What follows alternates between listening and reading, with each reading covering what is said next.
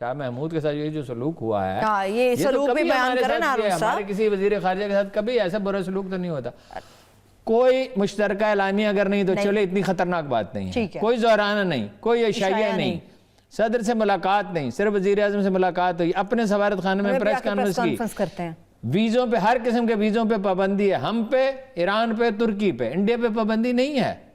Subscribe now and press the bell icon. Never miss an update. وزیر خارجہ شاہ محمود قریشی صاحب ایک بڑی اہم پریس کانفرنس ابوظہبی میں کرتے ہیں اور بتاتے ہیں کہ بھارت کی طرف سے سرجیکل سٹرائک کا ارادہ ہے، مگر کسی بھی ایڈونچر کا بھرپور منہ توڑ جواب دیا جائے گا. ہمارے لیے ملک کے اندر تو چیلنجز موجود ہیں، مگر دفاعی لحاظ سے سیکیورٹی چیلنجز کیا ہیں، اس کے اوپر بھی ہارون صاحب سے ہم بات کریں گے. ہارون صاحب، اور ابھی ہم سے کیا کہہ رہے ہیں، کیا کہہ رہے ہیں؟ ایک ہی ڈیمانڈ ہے نا، ایک ہی ڈیمانڈ، دو. ایک چودھری تو امارات والے ہیں، ایک چودھری ہیں سعودی عرب والے، باقی تو غریب ملک ہیں. وہ کہہ رہے ہیں کشمیر پہ خاموشی اختیار کر لو اور اسرائیل کو تسلیم کر لو. تو یہ تو نہیں ہو سکتا. آپ کو ایک بہت ہی احتیاط کے ساتھ چلنا ہوگا، ایک بیلنس قائم کرنا ہوگا. ایران اور وہ کہتے ہیں کہ ترکی پہ آپ ریجھ رہے ہیں. یہ جو ڈرامہ ہے آپ کو اندازہ نہیں ہے کتنے بلین ڈالر میں ہمیں پڑا ہے. ٹھیک ہے، لیکن ہمارا موقف تو غلط نہیں تھا. ہم جو مرضی ڈرامہ دیکھیں، کوئی ہم پہ پابندی لگا سکتا ہے؟ اچھا، ان کا دشمن کون ہے؟ آپ سمجھ رہے ہیں عربوں کا دشمن اسرائیل ہے. وہ کہتے ہیں نہیں، ہمارا دشمن ایران ہے. مسلمان کا دشمن ان کے مطابق بھی کم متعصب نہیں ہے، عرب بھی متعصب ہے. مگر یہ وقت یونٹی کا ہے اسرائیل نہیں. یونٹی تو ہے جب ذاتی مفادات سے اوپر اٹھ چکے ہیں. کیا کسی عرب ملک میں کوئی حکمران عوام کا منتخب کیا ہوا ہے؟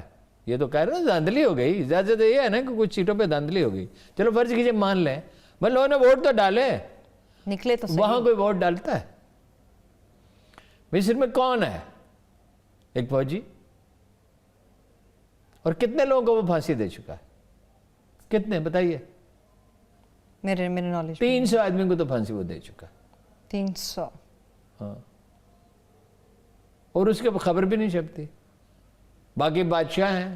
ہارون صاحب، ہم اتنی کمزور پوزیشن میں ہیں، مگر انڈیا ہم سے زیادہ کمزور پوزیشن میں، کیونکہ وہ اندر سے ٹوٹ رہا ہے. پھر جو ہم سرجیکل سٹرائک کی بات کریں تو اس کو کیسے نمٹیں گے؟ نہیں، کوئی سرجیکل سٹرائک نہیں. دیکھیے بات یہ ہے، یہ خواب تو میں 10 سال سے، ایک آپ کو پتہ زمانہ تھا کہ جب chief of army staff briefing دیا کرتے تھے اور ہم اس میں جایا کرتے تھے. اور میں ذاتی طور پہ بھی بہت دفعہ ایک چیف آف آرمی سٹاف سے ملا، دوسرے سے بھی ملا. اس وقت یہ یعنی 2007 میں، 8 میں، 9 میں، 10 میں یہ باتیں سننے میں آتی تھی. خواہش تو ان کی یہ ہمیشہ رہی ہے کہ پاکستان کے چھوٹے سے علاقے پہ قبضہ کر کے پاکستان سے سرنڈر کرائیں. لیکن انڈیا وہ جنگ نہیں لڑے گا جو وہ جیت نہ سکتا ہو. دوسرے ایکوپمنٹ میں اگرچہ ہمیں اب وہ میزائل سسٹم چاہیے جو ترکی نے خریدا، پیسے ہمارے پاس نہیں ہیں، جو روس نے بنایا ہے، جس کی رفتار کوئی 17-18 ہزار کلومیٹر فی گھنٹہ ہے. جہاز ہے دنیا کے بہترین جہاز سے 5-4 گنا تیز. وہ 400 کلومیٹر اگر فاصلے پہ ہو جہاز، 400 کلومیٹر، 500 کلومیٹر، تو اس کو گرایا جا سکتا ہے. لیکن ہمارے پاس میزائل اچھے ہیں. انڈیا ابھی وہ خریدنے والا ہے. لیکن ہارون صاحب، سرجیکل سٹرائک کی وہ کہتے ہیں قابل اعتماد معلومات ہمارے پاس موجود ہیں. یہ مشیر قومی سلامتی محمد یوسف صاحب فرما رہے ہیں. وہ تو ہمیشہ سے پلان کیے بیٹھے ہیں نا، لیکن کریں گے تو اس کی پرائز کیا ہے؟ وہ جو ضیاء الحق نے کہا تھا ان سے، راجیو گاندھی سے، کہ تمہارا تو نام و نشان مٹا دیں گے. لمبی جنگ نہیں وہ لڑ سکتے. کون سی جنگ انہوں نے ہم سے جیتی ہے؟ بھائی مشرقی پاکستان میں ہماری تو صرف 2 ڈویژن آرمی تھی اور عوامی بغاوت تھی اور سیاسی مسئلہ تھا، اور اقتدار کے 3 حریص یحییٰ خان اور شیخ مجیب الرحمان اور بھٹو جو ہے وہ ایک دوسرے کے درپے تھے. اور شیخ مجیب الرحمان کا کلیم تو ایک لحاظ سے ٹھیک تھا کہ اس کی میجارٹی تھی. بھٹو صاحب مرکزی حکومت میں حصہ کس حساب پہ مانگ رہے تھے؟ 2 صوبوں میں بن سکتی تھی. اور یہاں کس خوشی میں کہہ رہا تھا کہ مجھے با اختیار صدر بناؤ. ٹھیک، لیکن ہارون صاحب یہ ماننا پڑے گا اندرونی محاذ پہ ابھی ہم کمزور ہیں. خارجہ محاذ پہ ہمیں کیا کرنے کی ضرورت ہے؟ امن صرف پاکستان قائم نہیں کر سکتا. قوموں پہ مشکل وقت آتے ہیں. مسئلہ یہ نہیں ہے. طاقت ایک نفسیاتی چیز ہے.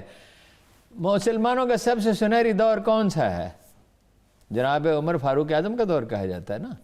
जनाब अबू बकर सिद्दीक का तो 2.25 साल का अरसा है और उसमें बगावत बस ख़त्म कर दी गई, ठहराव आ गया।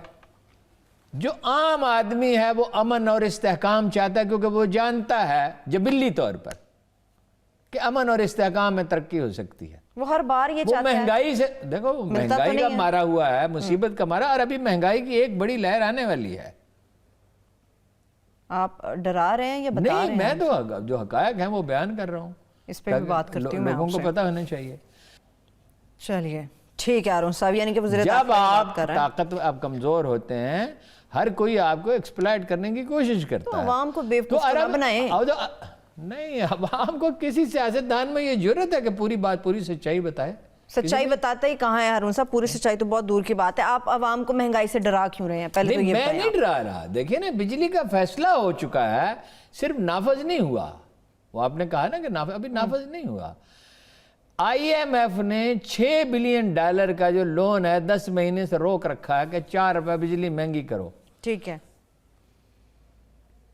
अब 4 रुपए तो वजीर आजम साहब ने मंजूरी दे दी है कि 4 तो नहीं 3 कर दो। अब ये फैसला नहीं हुआ कि किस्तों में या अचानक एक दिन 3 रुपए, क्योंकि बिजली पैदा ज्यादा महंगी होती है, और महंगी इसलिए भी हो जाती है, चोरी होती है ना बिजली। तो बहुत ज्यादा होती है हारून साहब। अभी आपने गुजरांवाला की बात की है, कारखानों की बात की है, बिजली तो बहुत ज्यादा नहीं, चोरी गुजरांवाला तो चूंकि मैं जानता हूं, मैंने उसका नाम लिया, तो गुजरांवाला में हमारे भाई रहते हैं ना। को फैसलाबाद वाले कम करते होंगे, कराची वाले, जिसका जहां कुंडा सिस्टम बहुत ज्यादा है हारून साहब, ये कुंडा सिस्टम खत्म करना पड़ेगा। कबायली इलाकों में तो कोई बिजली का बिल देता ही नहीं है, बलूचिस्तान के बाद इलाकों में नहीं देता। तो आप, मैं, हम सब अपने बिलों में भरते हैं हारून साहब। जाता है डिवीजन में। ये तो फिर आप और हम भरते हैं। नहीं, तो जाहिर है वो जो कीमत इतनी बढ़ती है तो वो किस तरह बढ़ती है। ठीक है हारून साहब, ब्रेक। टैक्स तो हम अदा करते हैं, हमारी तनख्वाहों से कटता है। क्या हारून साहब, आप दुखती रगों के ऊपर आप नहीं, जो छेड़ रहे हैं सच उनको। है। मैं जरा अच्छा, ब्रेक की ये तरफ जा रही FDR हूं। वाले कैंसर का ऑपरेशन, इमरान खान साहब कैंसर अस्पताल बना सकते हैं। 6500 यूनिट की मांग है, जरूरत ठीक है हमारे पास 4800। 1200 यूनिट हम मंगवाते हैं बैरून मुल्क से, ठीक है। और बाकी हम खुद, हमारे यहाँ से निकलती है। गैस कम हो रही है, खत्म हो रही है वक्त के साथ, क्योंकि हमने बेदर्दी से जलाई। मैंने अभी 2 महीने पहले एक किचन में देखा कि माचिस की एक तीली बचाने के लिए चूल्हा जलता छोड़ दिया गया था कई घंटे के लिए। एक तीली माचिस की बचाने ये के तो लिए। मैंने बहुत दफा देखा घरों में। ये गैस इस तरह दुनिया में नहीं होती है, गैस सिलेंडर में होती है। हम सस्ती गैस के आदी हो चुके हैं। अच्छा, अब जो आप मजीद आप खरीद भी लें तो आपका सिस्टम कहाँ है उसको, वो तो लिक्विड होती है।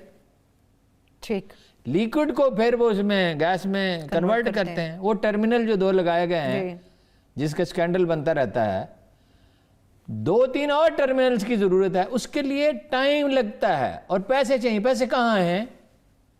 पैसे IMF ने आप पे पाबंदी लगाई, मजीद कर्जा नहीं ले सकते वो आप। अच्छा, वैसे बड़ा मतलब प्रेफर किया ये जाता है जर्नलिस्टों का फर्ज है कि वो इसकी तहकीक करें, अखबार नवीस, और बताएं लोगों को।